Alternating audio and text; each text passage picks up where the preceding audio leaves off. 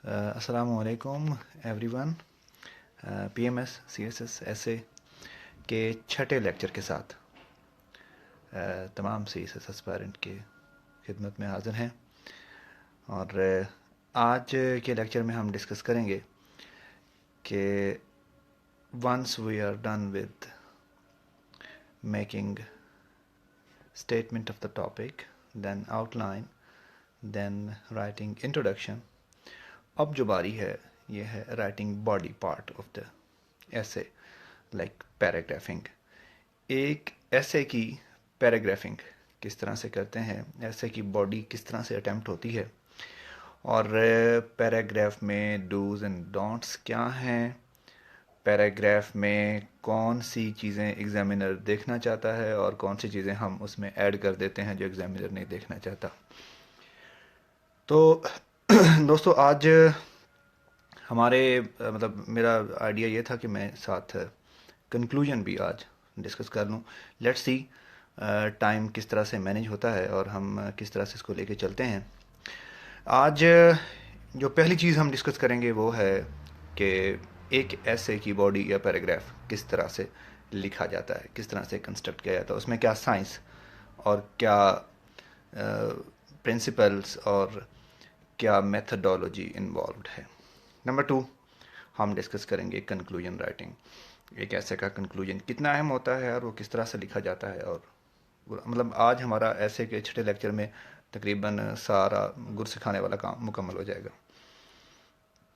Next कुछ दोस्तों की क्यूरीज है भी हैं इस हवाले से कि मतलब ये तो ऐसे के लेक्चर्स हैं, ट्यूटोरियल्स हैं, जस्ट इनसे एक आइडिया तो होता है, लेकिन हाउ अबाउट प्रैक्टिस। और कुछ ऐसे लोग जो कि एक्सेस नहीं कर पाते टीचर्स को, तो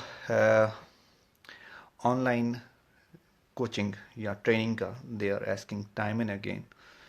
तो 5 जनवरी से I am gonna start a 30 days batch with a small group. तो लेट्स सी वो कैसे प्रोसीड होता है, क्योंकि उसके लिए मुझे मतलब तैयार लोग चाहिए, काइंड ऑफ जिनका मतलब लिखने की स्किल जो है ऑलरेडी हो, तो हम उनको बकिया ड्राइविंग जो है वो सिखा देंगे इंशाल्लाह एग्ज़ाम होने तक। सो दे कैन कॉन्टेक्ट मी और they can come to inbox on FB। So to begin with, हमने पहले मुकम्मल कर लिया सिलसिला कि हमारा इंट्रोडक्शन लिखा गया है, आउटलाइन मुकम्मल हो चुकी है, इंट्रोडक्शन लिखा गया है। अब पैराग्राफिंग का टाइम शुरू होता है। पैराग्राफिंग बेसिकली असल चीज़ पैराग्राफिंग ही है, और ऐसे writing is all about paragraph writing, क्योंकि इंट्रो भी हम मैनेज कर लेते हैं वन वे और द अदर, और हम वो मैनेज कर लेते हैं आउटलाइन, वो मतलब तरीका और स्किल आती हो। लेकिन जब पैराग्राफ आता है तो यहाँ पे एस्पायरेंट टूटता है। रीज़न बीइंग कि 2500 वर्ड्स के लिए आपको एक पूरी लेंथ के साथ नॉलेज और स्किल चाहिए होता है दोस्तों। तो वो जब तक आप पूरी कंसंट्रेशन के साथ या पूरी महारत के साथ नहीं बना रहे हैं, तो देयर कम्स अ प्रॉब्लम। अब उसमें बहुत सारे लोग मतलब नहीं लिख पाते क्योंकि प्रैक्टिस नहीं होती इतना लिखने की कि एक 2500 वर्ड्स का मतलब एक इतना लेंथी पैराग्राफ 1 2 3 4 20 30 पैराग्राफ्स तक भी बाजू का चला जाता है कोई ऐसे, तो उस सारे को कैसे मैनेज करना है, तो वो आज आपसे हम इन डिटेल शेयर करेंगे। पैराग्राफ हमारा जो है वो इंट्रोडक्शन ख़त्म होने के फ़ौरन बाद पैराग्राफ स्टार्ट हो जाता है, और बीच में सिर्फ हमने एक लाइन की स्पेस देनी होती है कि here the introduction is ending and there the first paragraph is gonna start. अब बहुत सारे दोस्त जो कि मैं मतलब एक मना करता होता हूँ ना कि उन एसेस पे बिल्कुल ना जाएं जो आपको अट्रैक्ट बहुत कर रहे हों लेकिन आपने उस पर प्रैक्टिस नहीं की हो या उस डोमेन में कलम नहीं चलाया हो। तो यहाँ पे आके इस तरह के लोग तो फौरन टूट जाते हैं, 2 3 पैराग्राफ्स और नॉलेज ख़त्म। पैराग्राफ में आपकी ओरिजिनल अंग्रेजी सामने आ जाती, कितनी कैसी और किस तरह की आपको आती है, आपका सेंटेंस स्ट्रक्चर क्या है, आपको कितने मतलब फ्लारी वर्ड्स और इडियोमैटिक फ्रेजेस और ये सारा कुछ आता है, ये सारा जो है कच्चा चट्टा जो है ये खुल जाता है पैराग्राफिंग पे आके। क्योंकि पैराग्राफिंग इज समथिंग जहां आपने अपने कदमों पे दौड़ना होता है। मतलब पहली कुछ चीज़ें थोड़ी बहुत मैनेज या मैनिपुलेट हो जाती हैं, इंट्रोडक्शन और वो तो होते हैं सारे वही आइडियाज़ जो आपने पहले कहीं ना कहीं सीखे पड़े, लेकिन यहाँ पे आके आपने अपना ज़ाती जोर लगाना होता है। पैराग्राफ के तीन हिस्से होते हैं। पैराग्राफ के तीन हिस्से होते हैं और पैराग्राफ के तीन हिस्सों में सबसे अगर मैं यूं मिसाल दूं, मिसाल के तौर पे ये पैराग्राफ है हमारा, तो पैराग्राफ का ये वाला हिस्सा जो है, पहली दो लाइनें या पहली एक लाइन, उनको कहते हैं टॉपिक सेंटेंस। और उसके बाद अगली जो लाइंस हैं 1 2 3 4 5 7 8 9 10 11 12 लाइंस भी बाज़ का चला जाता है। अगली जो 8 10 लाइनें हैं, आई मस्ट से, उन्हें हम कहते हैं डिस्कशन पार्ट या आर्गुमेंट पार्ट। और द लास्ट लाइन और the last 2 lines concluding sentence. Topic sentence, discussion part and the third part is concluding sentence. ये खत्म होता है तो फिर दूसरा पैरा शुरू हो जाता है। यूं एक पैरा 3 हिस्सों पर मुश्तमिल होता है। When we talk about topic sentence, तो it is always direct hit. यहां पे कुछ दोस्त गलती करते हैं, वो हिस्ट्री उठा के ले आते हैं जी, 1947 से ये होना शुरू हुआ तो फिर आज़ादियाँ मिली और फिर इस तरह से मसाइल मुश्किलात और ये सारा। एग्जामिनर को ये नहीं चाहिए, एग्जामिनर को डायरेक्ट हिट चाहिए। और दोस्तों this is the first line, और फर्स्ट लाइन में आपने वो वाला वर्ड यूज करना है around which the whole paragraph revolves. पूरे पैराग्राफ में जो बात होनी है उसका हिंट, तज़किरा यहां हो जाना चाहिए, डायरेक्टली हो जाना चाहिए। फॉर एग्जाम्पल हम किसी ऐसे की मतलब आउटलाइन में से एक उठाते हैं कि हमने एजुकेशन, फॉर एग्जांपल हमारा टॉपिक था, हम प्रॉब्लम्स इन एजुकेशन डिस्कस कर रहे थे। तो प्रॉब्लम्स में सबसे पहला प्रॉब्लम हमने लिया कि मिस प्रायोरिटाइजेशन ऑफ एजुकेशन, या education has never been given a priority by the government and people, so that it has remained a problem and due to which education could not develop in Pakistan। जी हम क्या लेते हैं, अब हमने priority ना दिए जाने का जो वर्ड है वो पहली लाइन में यूज़ करना है। अब हमने ये फिल्म नहीं शुरू कर लेनी कि मुल्क में तालीम का कोई हाल नहीं था, किसी ने ख्याल ही कभी नहीं रखा और लोगों ने या हुकूमत ने इस पे तवज्जो नहीं दी, तो ये कभी भी प्रायोरिटी नहीं रही। मतलब प्रायोरिटी का लफ्ज़ अब आके आ रहा है खैर से चौथी से पांचवी लाइन में।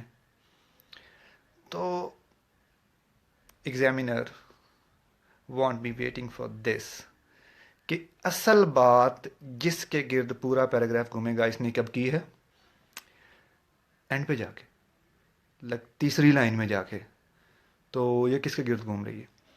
तो दोस्तों this is something which is discouraged, which is not advised as well. आपने वो पर्टिकुलर वर्ड जिसके गिर्द पूरा पैराग्राफ घूमना है, वो वर्ड फ्यूडलिज्म है या वो word miss prioritisation of education है या वो वर्ड पावर्टी है, कोई भी है, आपने वो पहली लाइन में हिट कर देना है, उस पर पहली लाइन में बात कर लेनी है। तो इस तरह से एग्जामिनर को उसका आइडिया हो जाएगा कि इसके यहाँ इस हवाले से इंफॉर्मेशन मौजूद है। ठीक है ना,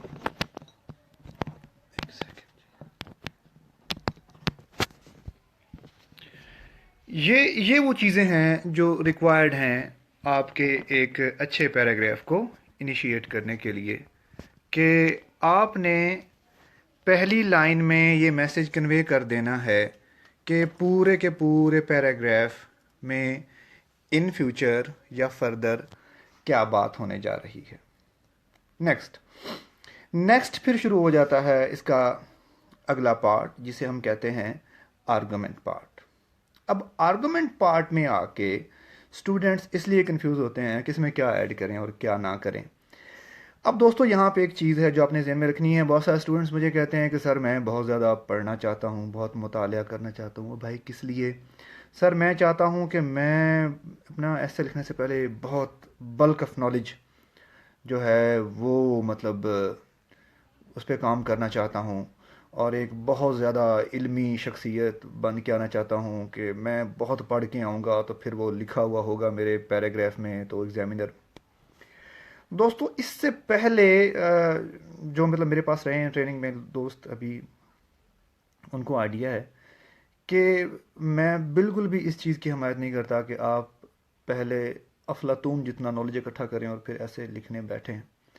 मैं इस हक में हूँ, और साथना ने हमें यही सिखाया कि यार जो पहले इल्म आपके पास मौजूद है, जो इन्फॉर्मेशन जो नॉलेज आपके पास ऑलरेडी मौजूद है, पहले उसको तो यूटिलाइज़ कर लेना। उसको यूटिलाइज़ करने की स्किल अगर आपको आ जाती है तो लेटर ऑन आप इम्प्रूवमेंट की तो गुंजाइश होती ही है। पहले जो इल्म मौजूद है, इंफॉर्मेशन आपके हाथ में है, उसको यूटिलाइज़ कर लें और लेटर ऑन फिर देखते रहेंगे, उसमें इम्प्रूवमेंट होती रहेगी। अब हमने पहली लाइन में या टॉपिक सेंटेंस में ये बात कर दी, पहुंचा दी कि प्रायोरिटी ना दिए जाने की वजह से एजुकेशन को, एजुकेशन का मेयार पाकिस्तान में बेहतर नहीं हो सका। ये हमारा टॉपिक सेंटेंस है, ये हमने लिख दिया। अब एग्जामिनर इस पे क्या चाहेगा? एग्जामिनर को इस दावे के ऊपर अब इंफॉर्मेशन चाहिए, अब नॉलेज चाहिए। अब इस दावे को प्रूव करने के लिए आपके पार्ट पे दलाइल चाहिए। दलाइल कहाँ से आएंगे? किताबें पढ़ने बैठ जाएं, इतना तो टाइम है नहीं दोस्तों। आप at the same time IR पढ़ रहे होते हैं, सोशियोलॉजी पढ़ रहे होते हैं, एजुकेशन आपने कहीं पढ़ा है। अपने मौजूदा नॉलेज से चीज़ें उठा के लाना शुरू करें जो आपके इस टॉपिक सेंटेंस को डायरेक्टली, इनडायरेक्टली, वन वे और द अदर सपोर्ट कर रही हैं। वो आपको इस काबिल बनाएगी कि आप इस दावे के नीचे कि प्रायोरिटी ना दी जाने की वजह से एजुकेशन मसाइल का शिकार रही है, इस दावे को सपोर्ट करने के लिए नीचे दलाल के तौर पे काम कर सकेंगी। और एग्जामिनर को आइडिया होगा कि इस बंदे ने ना सिर्फ ये दावा किया है बल्कि इसके पास रेलेवेंट इंफॉर्मेशन, नॉलेज, डाटा मौजूद है। तो उसके लिए आप चले जाएं डायमेंशन में। तकरीबन 16 से 18 डायमेंशंस हैं जहां से आपको रेलेवेंट डाटा मिल सकता है, और वो डायमेंशन यहाँ मौजूद होती हैं। उसके लिए किताबों में जाने की फ़िलहाल ज़रूरत नहीं है। जब किसी खास टॉपिक पे लिखना हो तो आप किताबों में भी चले जाएं। अब ऐसे राइटिंग छोड़ के किताबें पढ़ना शुरू कर देना, ये दानाई नहीं है। जो इल्म, इंफॉर्मेशन, डाटा ऑलरेडी यहाँ मौजूद है, उसको इस्तेमाल कर लो। बाद में ये चीज़ मेच्योर होती रहती है प्रैक्टिस के साथ साथ। जिसे प्रैक्टिस करते जाते हैं ये चीज़ मेच्योर होती जाती है, आपकी स्किल बढ़ती जाती है। देयर आर अराउंड 18 डायमेंशंस, यानी कि 18 मसाले मौजूद हैं या 16 मसाले मौजूद हैं, जिनमें से आप उठाना शुरू करें तो नॉट ऑल ऑफ देम, 7, 8, 9 उनमें से आप यहाँ ला के डालें तो यू विल फील के आपकी टॉपिक सेंटेंस के नीचे 8, 10, 11 लाइनें बन जाती हैं। वो कौन सी डायमेंशंस हैं जो हमारे ऐसे में, हमारी जो पैराग्राफ में पहली हमारी स्टेटमेंट है उसको सपोर्ट करने में काम आ सकती हैं? We can start with historically, then socially, culturally, economically, religiously, psychologically, philosophically, regionally, then comparative analysis, then data and statistics, then examples, then quoting from books and writers, then quoting from reports and researches, then discussing in the light of living examples, current affair के में कहीं उस पर कोई चीज़ मिलती है, किसी का रिसर्च थीसिस है उस पर, किसी मतलब एक्सपर्ट का कोई ओपिनियन है, ठीक है, और जितनी उसकी सपोर्ट में कुछ चीज़ें स्टैटिस्टिक्स अवेलेबल है वो, ये हैं जी वो 16 से 17 पॉइंट्स जिनमें से आप वन बाय वन चीज़ें उठाते जाएं, एक एक लाइन अपने स्टेटमेंट के हमायत में लिखते जाएं तो बड़ी आसानी के साथ आप इस काबिल हो जाते हैं कि आप अपनी पैराग्राफिंग जो है उसको कामयाबी से मुकम्मल कर सकें। फॉर एग्ज़ाम्पल हमारी जो टॉपिक सेंटेंस है वो है कि एजुकेशन इसलिए पीछे रहेगी कि उसको प्रायोरिटी नहीं दी गई, फुल स्टॉप। अब इसको हम सबसे पहले देखेंगे हिस्टोरिकली। तो हिस्टोरिकली इट्स एविडेंट कि तालीम पे कोई मतलब तारीख़ी हैसियत से ही हमें नज़र आता है कि तालीम पे कोई ख़ास तवज्जो नहीं दी गई, जिसकी वजह से हमें तो कोई मतलब ऐसी एक्स्ट्राऑर्डिनरी एफर्ट नज़र नहीं आती जब तालीम को फ़र्स्ट प्रायोरिटी बना के हिस्ट्री में अब तक उस पर काम किया हो हुकूमत ने, या कोई एजुकेशनल एमरजेंसी नाफिज की हो, फुल स्टॉप। एक एरिया से एक लाइन काफ़ी है, आगे बढ़ें। सोशली तो अपनी सोसाइटी से भी एक लाइन उठा के डाल दें कि सोशली भी हमारे यहाँ मतलब मेजोरिटी चूँकि देहातों में आबाद थी, तो हमने यही देखा है कि लोग वहाँ पे काम करने को तरजीह देते हैं और लोग अपना ख़ानदानी या आबाई पेशा चुनते हैं, और जिसकी वजह से हमें नज़र आता है कि सोसाइटी में भी तालीम की अहमियत उतनी नहीं थी, जिसकी वजह से उसका असर तालीम के ऊपर पड़ा और तालीम का मामला जो है वो डेवलप नहीं हुआ। देन कम टू कल्चर, हमारे यहाँ हमारे कल्चर में भी मतलब तालीम की निस्बत कुछ जगहों पे कारोबार को अहमियत दी जाती थी, कुछ जगहों पे खेती बाड़ी को अहमियत दी जाती थी, तो हमारा कल्चर भी इस तरह का था। अब ये सारी चीज़ें मतलब हिस्टोरिकली, सोशली, कल्चरली एक एक लाइन हमें प्रोवाइड कर रही हैं कि हम इसको अटैच कर सकें कि ये एजुकेशन को प्रायोरिटी नहीं दी गई। इकनॉमिकली आ जाएं, इकॉनमी वाइज गवर्नमेंट ने भी कभी कोई इतना बड़ा बजटरी एलोकेशंस नहीं की for the sake of education और एजुकेशनल फैसिलिटीज़। उसके बाद आवाम भी मतलब एजुकेशन पे इन्वेस्ट करना नहीं चाहती, ना ही इसका कोई कल्चर है। इकनॉमिकली हो गया, रिलीजियसली उठा रहे हैं, हमारे रिलीजन ने तालीम को फ़र्ज़ करार दिया है तो हमने उस चीज़ को नहीं माना है। अगर उसको ही मान लेते तो हमारा लिटरेसी रेट या हमारी तालीम बहुत बेहतर होता। इस तरह आगे साइकोलॉजिकली कोई पॉइंट आता है तो देख लें, कोई साइंटिफिकली कोई पॉइंट आता है, मतलब साइंस और टेक्नोलॉजी एजुकेशन हमारे यहाँ उसका मतलब रिवाज इतना नहीं बन पाया, ठीक है। ज़्यादातर हमारे यहाँ जो ग्रेजुएट्स होते हैं वो बाकी सब्जेक्ट से हो रहे होते हैं, या मेजॉरिटी वो है प्रोफेशनल एजुकेशन और दूसरे नहीं। इसके बाद आप कंपैरेटिव एनालिसिस पे आ जाएं रीजनली, कि इसकी नतीजा ये निकला कि रीजन में बाकी जो सारे मुल्क थे उन्होंने प्रायोरिटी एजुकेशन को रखा और हमारे यहाँ प्रायोरिटी नहीं रही। ये रीजनली हो जाएगा। इस तरह आप आगे बढ़ते जाएंगे, इस तरह आप एक दो राइटर्स को कोट कर देंगे, इस तरह आपको कोई रिपोर्ट यूनिसेफ, यूएनडीपी, यूएन की मिलती है उसके हवाला देते जाएंगे। तो दोस्तों अब तक हम 8, 10, 11 मसाले जो हैं वो एडजस्ट कर चुके हैं अपनी उस स्टेटमेंट जो हमारी टॉपिक सेंटेंस है उसके साथ, कि प्रायोरिटी ना दिए जाने की वजह से एजुकेशन डेवलप नहीं हुई। तो अब ये सारी बातें जो मैंने आप लोगों से शेयर की हैं यार, ये वही बातें हैं जो आपके दिमाग में, नॉलेज में, इंफॉर्मेशन में ऑलरेडी मौजूद हैं। तो ये जब ऑलरेडी मौजूद हैं तो उनको यहाँ एडजस्ट करना या यहाँ फिट करना ही तो एक काम है। वो आप बैठ के लिखना शुरू करेंगे तो यू विल फील के किसी में आप 8 लाइनें ऐड कर रहे हैं, किसी में 9 और किसी में 10 लाइनें ऐड हो रही हैं। तो यूँ आप आगाज़ तो करें भाई, आहिस्ता आहिस्ता बेहतर हो जाएगा। भाई एक दिन में तो आप ऐसे राइटिंग के माहिर बनने से रहे, क्योंकि ये चीज़ सीखने की है और सीखने से आएगी। सो जी दोस्तों, ये था आपके पैराग्राफ का discussion part. Now coming to the last part, जिसे हम कहते हैं concluding part of your paragraph. Concluding part most important होता है कि इसके दो हिस्से होते हैं। कंक्लूडिंग पार्ट के दो हिस्से होते हैं और ये 2 लाइनों पर मुश्तमिल होता है, मोस्टली ज़्यादा लेंथी भी नहीं होता। पहले हिस्से को बोलते हैं इंडोर्समेंट, कि इसमें हम इंडोर्स करते हैं चीज़ों को, कि मैंने ऊपर जो कुछ कहा है इनफैक्ट वो बिल्कुल सही है, हकीकत है वो।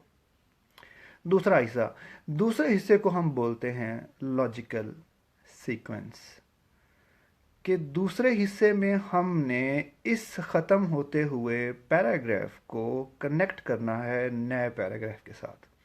सो दैट्स व्हाई आई से it concluding sentence not only concludes the preceding paragraph but also gives an idea about the beginning of new paragraph। ठीक है, तो पिछला पैराग्राफ जो है उसको वो कंक्लूड कर रहा है और अगले पैराग्राफ के साथ एक कनेक्शन बना रहा है, उसका इशारा इनडायरेक्ट दे रहा है। तो दोस्तों ये लॉजिकल सीक्वेंस कहलाएगी और आपका हर पैराग्राफ दूसरे में एक कड़ी से दूसरी कड़ी के साथ मिला हुआ नज़र आएगा आपको। This is called logical sequence. और थोड़ा पीछे जाके झांकें, जब हम आउटलाइन बना रहे थे तो पहले हमने रैंडम आइडियाज इकट्ठे किए, फिर हमने उनको प्योरीफाई किया और फिर हमने उनको लॉजिकली अरेंज किया, फिर हमने उनको लॉजिकली अरेंज किया था। वही लॉजिकल सीक्वेंस अब यहाँ काम आ रही है। और मैं आपको बताया था कि बहुत सारे लोग बड़ा अच्छा ऐसे लिखते हैं लेकिन लॉजिकल सीक्वेंस मिस कर देते हैं। और लॉजिकल सीक्वेंस मिस करना ऐसे ही है जैसे आप इंसानी तस्वीर बना रहे हैं और आपने पहले सर बनाया और फिर कान बनाए और फिर उसके बाद कंधों और गर्दन के दरमियान गोडा बना दिया। So this is what happens. और एग्जामिनर को फ़ौरन आइडिया हो जाता है कि यार इसने यहाँ पे लॉजिकल सीक्वेंस मिस की है और ज़्यादा टाइम फिर नहीं लगता कि वो अगला पेपर उठा लेता है। तो दोस्तों last part of your paragraph is concluding sentence which not only concludes your preceding paragraph but also gives an idea about the beginning of new paragraph. तो दोस्तों इस पैराग्राफ को, प्रायोरिटी ना दिए जाने वाले पैराग्राफ को, हम इस तरह से कंक्लूड करेंगे कि भाई एजुकेशन को जो प्रायोरिटी नहीं दी गई उसकी वजह से ना सिर्फ एजुकेशन का मेयार ख़राब हुआ है बल्कि अब जाके आउटलाइन में देखो अगला आपको सेंटेंस कौन सा लिखना है, टॉपिक सेंटेंस, तो वहाँ लिखा हुआ है कि प्रायोरिटी ना दिए जाने के बाद आपने जो आउटलाइन में लिखी हुई चीज़ वो ये है कि जो फ्लॉड पॉलिसी मैकेनिज़्म है उसकी वजह से भी एजुकेशन डेवलप नहीं हुई। तो दोस्तों ये जो कंक्लूडिंग सेंटेंस होगा वो ये होगा कि नॉट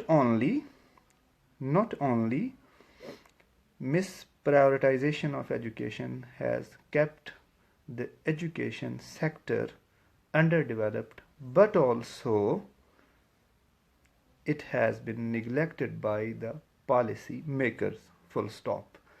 और अगला जो आपका पैराग्राफ होगा वो फिर किससे शुरू होगा कि flawed policy mechanism has led to a underprivileged education system। तो यूं फिर अगले टॉपिक सेंटेंस की जो दलाल वाला हिस्सा है या आर्गुमेंट्स वाला हिस्सा है उसमें फिर आप उसी तरह से देखेंगे पहले कि हिस्टोरिकली आप हिस्टोरिकली बताएं कि हिस्टोरिकली हमें नज़र आता है कि कोई ऐसी पॉलिसीज़ जो हैं बनाई तो गई लेकिन उन पर अमल नहीं किया गया। सोशली देखें, सोसाइटी की कोई पार्टिसिपेशन हमें पॉलिसी मेकिंग में नज़र नहीं आती, ना कभी सोसाइटी ने इंसिस्ट किया। कल्चर क्या चला, कल्चर वो अमेरिका की पॉलिसी उठा लो, यूरोप की पॉलिसी उठा लो, उसको यहाँ फिक्स करो, वो फेल हो जाए तो दूसरी उठा लो। इकोनॉमिकली कोई ऐसा इकोनॉमिक डिज़ाइन नहीं बना जिसमें एजुकेशन को मतलब बहुत ज़्यादा पॉलिसी मेकिंग पे इन्वेस्टमेंट मिले। यूं ये बढ़ता जाएगा आपका, वो मिसालें इसमें डलते जाएंगे, सोशल, इकोनॉमिक, पॉलिटिकल, कल्चरल और comparative analysis, books, writers, reports, surveys, data, living examples और रीसेंट ट्रेंड्स और your own analysis and observations. ये जैसे जैसे आप लिखते जाएंगे एक एक लाइन उन मिसालों से या उन डायमेंशन से उठाते जाएंगे तो यू विल फील कि आप 7 8 9 लाइनें आसानी से लिख लेते हैं। ये आपका एक अच्छा आगाज़ हो सकता है। और फिर यूँ ये जो पॉलिसी मैकेनिज़्म वाला है एस पैराग्राफ, इसमें भी आप देखेंगे कि आप इसको एंड कर रहे होंगे और उसके एंड में आप कहेंगे कि पॉलिसी पे तवज्जो ना होने की वजह से ना सिर्फ एजुकेशन का सिस्टम पीछे रह गया, बल्कि इसकी वजह से कभी सरकार ने सफिशेंट रिसोर्सेज या बजटरी एलोकेशंस भी नहीं की for the sake of educational development, full stop. और जो अगला पैराग्राफ शुरू होगा वो होगा कि इनसफिशेंट या इनएडिक्वेट बजटरी एलोकेशंस और another factor behind miserable conditions of education. तो ये अगला टॉपिक सेंटेंस है। तो ये एक पूरा फ़न है पैराग्राफ राइटिंग का। आप इब्तदा में इसको अगर फॉलो करते हैं तो आप अपने मौजूदा इल्म की रोशनी में या उसकी मदद से अपने पैराग्राफ में 5 6 7 लाइनें ऐड कर सकते हैं। फिर आप कहीं मुताला करते हैं या कहीं से नई इन्फॉर्मेशन हासिल करते हैं तो आप उसको लेटर ऑन अगली स्टेजेस पे ऐड करते जाते हैं। तो ये एक तरीक़ाकार है जिससे हम अपना पैराग्राफ लिख पाते हैं। This was all about writing paragraph. Paragraph में आपने 3 4 5 चीज़ों का और ख्याल रखना है। Start your paragraph with topic sentence and direct hit. जो टॉपिक सेंटेंस का टॉपिक वर्ड है बेसिकली वो पहली लाइन में आ जाना चाहिए, आगे आए। बॉडी जो है उसमें short sentences, easy language, relevant vocab, relevant terminology वो यूज़ करें। किसी राइटर का कोई हवाला देना है तो एक मोतदिल सा हवाला दीजिए, मतलब एक मॉडरेट सा ओपिनियन रखिए। और उसके बाद बी रियलिस्टिक। और उसके बाद इसमें आपने बिल्कुल भी जो एब्रिविएशन है वो यूज़ नहीं करनी, पूरा वर्ड लिखना है। और इसमें आपने इर्रेलेवेंट डिटेल बिल्कुल नहीं लेके आनी, मतलब वहाँ पे इलस्ट्रेशंस की इरेलीवेंट इलस्ट्रेशन की गुंजाइश नहीं है। भर्ती डालने के लिए इधर चीज़ें उठाना शुरू कर दी कि जिससे एग्जामिनर को थोड़ा सा भी लगे कि यार ये यहाँ से अपना डेविएट कर रहा है, ये सिर्फ पैरा जो है ना उसका पेट बनाने के लिए कहीं और चीज़ें उठा के ला रहा है, ये बिल्कुल ना। और उसके बाद कंक्लूड योर पैराग्राफ। और बिफोर कंक्लूडिंग योर पैराग्राफ एक आधा सेंटेंस इंडोर्समेंट का लाजमी हो कि ऊपर जो मैंने बातें की मुझे पक्का यकीन है, this is what I actually believe. और फिर वाइल फिनिशिंग योर पैराग्राफ एक लॉजिकल सीक्वेंस कायम करें ताकि अगले नए पैरे के साथ उसका एक कॉन्टेक्ट नज़र आए कि ये लॉजिकली अरेंज हैं आपस में चीज़ें। पैराग्राफ्स का साइज़, उसका बहुत ख्याल रखने की ज़रूरत है। एक पैराग्राफ का साइज़ दूसरे पैराग्राफ से बहुत बड़ा ना हो। और ये एक नेचुरल फिनोमेना है। अगर किसी ने इकोनॉमिक्स में मास्टर्स किया हुआ है तो इकॉनमी के रिलेटेड कोई पैराग्राफ आएगा तो साफ ज़ाहिर है उसका इल्म का समंदर ठाठे मारना शुरू कर देगा। लेकिन दोस्तों ये चीज़ एग्जामिनर डेफिनेटली कंसिडर कर रहा होता है कि भाई ये जब एक ख़ास पैराग्राफ आया तो वो 1.5 सफ़े का ना हो जाए। दोस्तों एक आधी लाइन का तो दूसरे की निस्बत बड़ा होना क्वाइट नेचुरल, लेकिन फिर ये ना हो कि एक पैराग्राफ 15 लाइनों का, दूसरा 5 और तीसरा 8 का, चौथा 9 का और अगला फिर 15 लाइनों का। This is really bad. Examiner को उससे आपकी जो नॉलेज की मैनेजमेंट है उसका अंदाज़ा हो जाता है कि यार इसको अपनी इन्फॉर्मेशन या अपना नॉलेज अरेंज करना नहीं आया। ये एक रियली बैड इंप्रेशन होता है। और उसके बाद सादा वोकैब, छोटे सेंटेंसेस, क्लियर लिखें। कोई इंप्रेशन बिल्डिंग की ज़रूरत नहीं है कि मैं जनाब औखे औखे अल्फाज यूज़ करूँगा तो एग्जामिनर बहुत मुतासर होगा। आप मुतासर हो जाएंगे और पूरा एक साल मुतासर रहेंगे। तो ये कुछ चीज़ें थी जो मतलब ऐड करनी थी। कोई स्वीपिंग स्टेटमेंट नहीं देनी और कुछ किसी राइटर के हवाले से कोई उल्टी सीधी चीज़ बिल्कुल ऐड ना कीजिएगा। राइटर की एक्सपर्टीज़ एजुकेशन में ना हो, वो डिफेंस एनालिस्ट हो, आप उसको एजुकेशन में थोप रहे हो तो रियली बैड। और भर्ती डालने के लिए पहले सुनी सुनाई बात काइंडली कोई नहीं करनी कि ये बात आप ऐसे लिख दे, मतलब टिका के आपने कहीं से सुनी हो, वो पता नहीं कौन किस कॉन्टेक्स्ट में बात कर रहा हो, आप उसको एजुकेशन में फ़िट कर दें। That's really fatal. उसका फ़ायदा कोई नहीं है। ऐसे को सिंपल रखें, अपने ऐसे को सिंपल रखें। शॉर्ट सेंटेंसेस, सादा लैंग्वेज और पार्टियों के नाम PMLN और PMLQ बिल्कुल मेंशन नहीं करने। मतलब कवर में बात करनी है, और दूसरा पॉलिटिकल लीडर्स के नाम एग्जैक्टली मेंशन नहीं करने कि नवाज शरीफ साहब डिड दिस एंड जरदारी साहब डिड दिस, नहीं, उसको भी अ पॉलिटिशियन और इस तरह अ पॉलिटिकल लीडर इस तरह के कवर में बात करनी है। डायरेक्ट नहीं होना, बायस नहीं शो करना, और जो आपका क्या उसे कहते हैं, आपका जो कॉन्स्टिट्यूशन है उसके ख़िलाफ़ कोई बात नहीं करनी, अपने स्टेट इंस्टीट्यूशंस के ख़िलाफ़ कोई बात नहीं करनी। लोग होते हैं ना इमोशनल हो जाते हैं, बस ऐसे फिर वो शुरू हो जाते हैं कि अब मैं शायद मतलब वो क्या है, इंडियन एनालिस्ट हूँ और मैं कर रहा हूँ। ओ भाई, नहीं ज़रूरत इस चीज़ की। आप अपनी 40 नंबर की स्किन सेव करने के लिए आए हैं दोस्तों, आपको यहाँ पे नॉलेज का दरिया बहाने नहीं आए। ऐसे को तो बहुत मॉडरेट रखना है, जैसे ये शहरियार कह रहा है डिप्लोमेटिक काइंड ऑफ राइटिंग, बिल्कुल ठीक है। कोई सस्पेंस क्रिएट नहीं करना, ठीक है। और एक मिच्योर जो राइटिंग है उस पे मतलब तवज्जो देनी है। और ये जो स्लैंग यूज़ करते हैं वर्ड्स, बिल्कुल कभी नहीं करने, शॉर्टकट नहीं मारने पैराग्राफ में। और never never write the way you speak, ये एक बहुत बड़ी बीमारी है। मेरे पास मतलब बहुत सारे इस तरह के मतलब आते हैं स्टूडेंट्स जो लिख के दिखाते हैं, यार इस तरह तो बाज़ार तो वो पढ़ने में मतलब ठीक लग रही थी, लेकिन वो ऐसे की लैंग्वेज नहीं होती। तो कभी भी मतलब आपकी लैंग्वेज से इस तरह ना लगे कि आप बिल्कुल, अच्छा यार, राइटिंग के हवाले से साफ़ सुथरा लिखें, क्लियर लिखें, और अपनी राइटिंग को यार बेहतर बनाएं। पहले पैराग्राफ से लेकर आखिर वाले पैराग्राफ तक यार एक अच्छा काम करने की ज़रूरत है। ये ना हो कि लगे कि पहला पैराग्राफ तो उसने बड़े मतलब मेहनत के साथ लिखा है, और एंड पे पहुंचते पहुंचते इसने पैरों से लिखना शुरू कर दिया। ये वाला इंप्रेशन बिल्कुल बिल्ड नहीं करना। और आप अपने ऐसे के एम्बिट में रहकर खेलते हैं, आप वही रहकर खेलें, ठीक है। और अपनी स्टेटमेंट ऑफ टॉपिक से कभी भी कंट्राडिक्ट नहीं करना वाइल राइटिंग योर पैराग्राफ। जज्बाती कोई नहीं होना, मतलब एक सेफ खेलने की ज़रूरत है। तो दोस्तों ये कुछ चीज़ें थी पैराग्राफ के हवाले से। और आज फिर आई विश कि कंक्लूजन भी आज आप लोगों को साथ बता देता, लेकिन आज टाइम चूँकि बहुत ज़्यादा हो गया है, तो कंक्लूजन के लिए एक और लेक्चर, तो इंशाल्लाह मैं हाज़िर होऊंगा next week. I will try कि कंक्लूजन पर बात हो सके। आप लोगों के सवालात आ रहे हैं, इनके जवाबात मैं लेटर ऑन लिख दूंगा एग्जैक्टली, जिसका जो सवाल होगा उसके मैं जवाबात लिखता जाऊंगा। तो आप लोगों से मुलाकात होगी अगले हफ्ते इंशाल्लाह। अपना ख्याल रखिएगा। तो जो दोस्त अभी पीएमएस में अपीयर होने जा रहे हैं उनसे माजरत कि मैं उनको कंक्लूजन का नहीं बता सका, लेकिन उन लोगों के लिए ढेरों दुआएं। May they all be my future officers, और अल्लाह ताला आप लोगों को ढेरों कामयाबियाँ दे। खुश रहें, आबाद रहें। अस्सलाम वालेकुम।